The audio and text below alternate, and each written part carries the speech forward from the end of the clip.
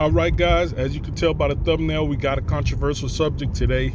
So I've been getting this question over and over, all over, from people all over the world, basically asking me. They want to know my opinion about these supposedly upcoming changes coming. Okay, so you seen the thumbnail.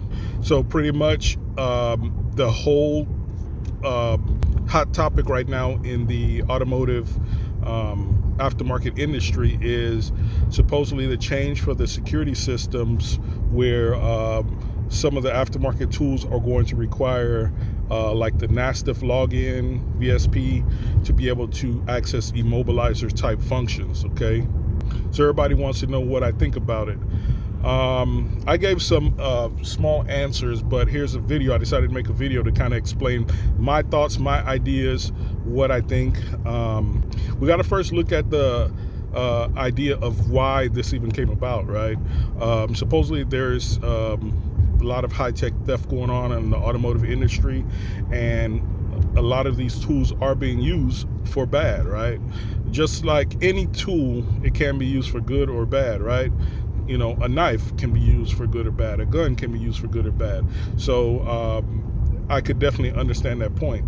So that's how the idea came about, to make a more secure solution, so just anybody cannot just go and pick this tool up, take this tool and just pretty much start a vehicle and take off, right? As you know, on this channel, I've actually done a couple of videos on theft recovery vehicles, and I spoke to some of the clients on what supposedly happened, how the vehicles were stolen. In fact, one of them was I believe a 2016 Chevy Silverado, and the customer told me it happened right in his driveway. He said somehow it was a few minutes, he noticed that I think his truck was moving or something like that, and they gave chase. And the person, after one block, I believe the car shut off, and the person ran out of the vehicle, and they had the hood open because some issue happened. And when they approached the vehicle, the engine computer was sitting like above, like under the hood, you know, and under the dashboard was the BCM. And he said some of the connectors were unplugged. So he called me out to possibly fix the vehicle because it was just a crank no start. And when I got out to the vehicle, the engine computer that he said he just plugged the engine computer back in, they ended up towing the vehicle back to their house about a block or two away. Anyway, the engine computer that was in the vehicle when I went to program it was not the engine computer for that vehicle. It had a different VIN number. So there was a couple I don't know exactly what the strategy is. I even downloaded the image of that engine computer. I haven't had a chance to go through it yet to find out exactly what they did or how they attempted it. I've just been so busy. I got so many things going on. But the bottom line is they use a combination of a replacement engine computer on that Chevy and possibly keys and being that the BCM, he said it was unplugged, I'm not sure what they did, if they also had a replacement BCM, and basically bypass the existing engine computer and the BCM and brought their own that was already synced with a key and started the vehicle like that. That's one way I'm assuming, right? Because once you pretty much replace the security related systems on a vehicle, you can start it, you know. So that could be a possibility. Like I said, I haven't went through it yet. I haven't had time. Anyway, the bottom line is there are some of these tools being used for, you know, theft. So it does make sense to try to regulate the industry, or these tools rather. So I get that idea. But I think the approach that with NASTF, what they're doing, I think it's a little heavy-handed. I think it should be a little bit more liberal to the aftermarket, because some people say, oh, well, if you're a shop and you just need to have the insurance and the, yeah, that's true. That's true. But this doesn't apply to everybody. Some people, it can be a lot of hoops to go through. There could be a lot of different issues why they might have issues getting it done. Sometimes some people are actually overseas. A lot of the members on these clients are actually international. They're in other countries, and these things for them to achieve is not a simple task, you know. So there should be also another tier.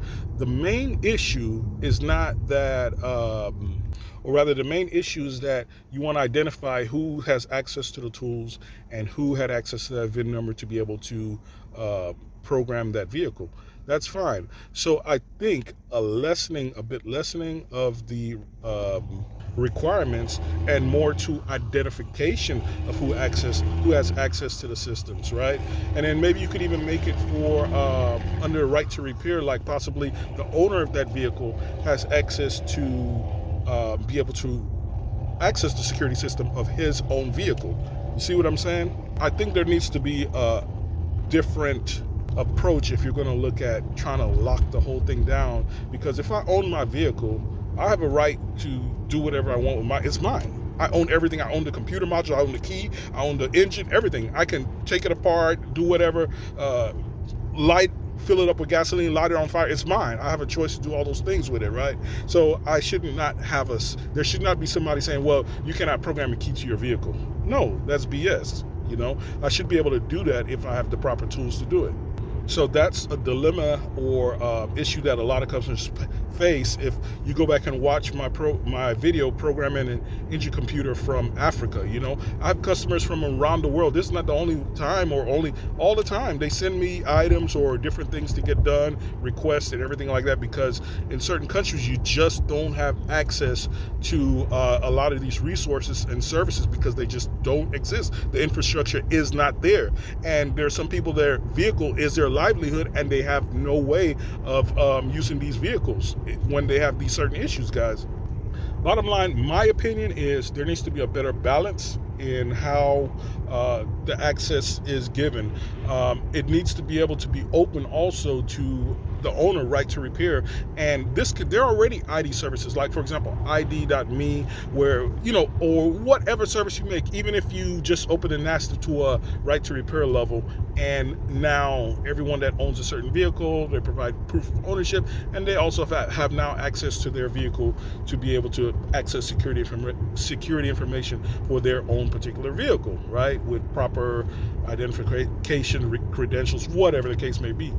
That's a whole nother topic, right? How you would do it actually. But I think a heavy-handed approach of saying, hey, we're going to try to just lock this all down and we're going to, shut down the aftermarket. This is something that is very difficult to do. It's kind of like the balloons. The balloons the magicians or whatnot twist up and turn into animals. You squish one side of the balloon, now the air just floats and goes and expands another side of the balloon. That's what you're going to end up doing with a heavy-handed approach like this, because first of all, the market is too big, there's too much demand, and there's also people that are willing to provide solutions to get problems fixed. Because, let me tell you something. I'm one of the most hated techs by big corporations in the automotive industry, man. They hate me, man. They hate this channel. They hate what I do, man. This channel is all about solutions, okay? They're about making problems. Let me tell you a little bit about this story, man. There's a book. It's a very old book, man. And in that book, there's a story about a man. This man came through traveling the world, and he had different ideas about taking care of the poor, inclusiveness for everybody, man. This man was about peace.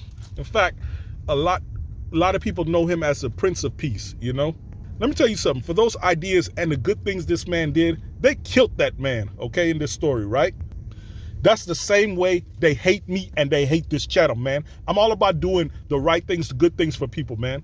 GM with their Global A solution, they're trash, okay? You know what I'm saying? They made these modules, the radio, all these kind of things, whatever, so you cannot switch it. It's not because it can't be done. It's because they're just scamming and trying to take advantage of their customers, okay? Security is one thing to keep a vehicle from being stolen, but the AC controller, if you put security on it where you can't swap it from one vehicle to another, stupid things like that, it's a scam, man. And anyway, those things can all be bypassed. On this channel, we give you solutions, okay? We're not about problems, we're about solutions on this channel. Locking down the ABS module, all these kind of things they're doing, man, it's all a scam. It's a way to just steal money, drain, and bleed the block, basically, These companies, the people that are actually making these policies, they're thugs and gangsters in these companies, man. They're doing this stuff on purpose. They know exactly their forecasts on, on like the lifespan of these modules and things like that. They know exactly what they're doing. Planned obsolescence, all this kind of stuff, man. Man, the first company to pin the stripes on my chest was GM, man. They banned me. I am the only banned tech on the whole YouTube. Nobody else is banned, just me, man. That's to tell you how much they hate this channel, man. It's okay, I got a lot of more secrets coming for you guys on the GM Global A stuff and some new strategies and things. Definitely you want to stay tuned to this channel. If you're not subscribed, hey man, I don't know what to tell you. You got to figure that part out. We got some new tools coming up, guys. We got basically a turnkey solution. I've got that coming up. It's a laptop. It's going to have all your major software tools on there. It's going to come with CDA 6. You're going to be able to handle your Dodge, your GM stuff, your Ford stuff. Comes with different dongles. Everything, man. This is something that you don't want to miss. Definitely stay tuned for that. Let me tell you something. A lot of people don't know this, but I actually worked for GM Technology, okay? And I came from corporate America IT. I worked there, okay? So I know a lot about how things go in corporate America, how things work. So when I tell you these things, I'm not just talking. I'm not some guy just making this stuff up on the internet. I've been in this. I've been on the inside, so I know what's up. I still got people on the inside. People contact me all the time. I get a lot of information. I know, so when I give you this game, trust me, you getting from pretty much a trusted source, okay? All right, so now onto for example, the AUTEL. You saw the thumbnail. Rumor has it that they're going to possibly roll this out in the next week or a couple weeks or whatnot, and make this change. Let me tell you something. If that happens, you're on the right channel for solutions. We're going to be able to help you on certain issues that comes up. I don't know what approach they would have, because when they sold a lot of these tools, as far as I know, there was no mention that, hey, this is going to require certain login or whatnot. I haven't went in through their terms of service or whatnot, but either way, I don't know what their policy is going to be. I haven't been able to find any documentation directly from them, AUTEL, on their implementation of this stuff. So it's kind of to wait to be seen what they're actually going to do, if, you know. But let's say if they go down the worst road possible, right? We are about solutions here, man. Stick to this channel. We got a lot of new hardware coming for you guys, a lot of exciting things, and we got solutions for you. GlobalCommerceCA.com and OBD Star. Let me tell you something. It is the future of this game, man. Automotive Tech Solutions is this channel. Global Commerce, man. CA.com. Don't forget that. New stuff coming. When those other places are about problems, on this channel, we're about solutions. Only solutions, nothing else, man. Let me tell you something. In life, you got nothing but choices to make. And you always have to remember this. This is one thing you just need to remember. Are you going to be part of the problem, or are you going to be part of the solution? Okay? That's all it is. Period, point blank. Nothing else. There are hundreds of videos on this channel. Only solutions, pretty much, man. You know, check it out. Anyway, guys, stay tuned. Don't want to make this video too long. I might make a part 2 on this or whatnot.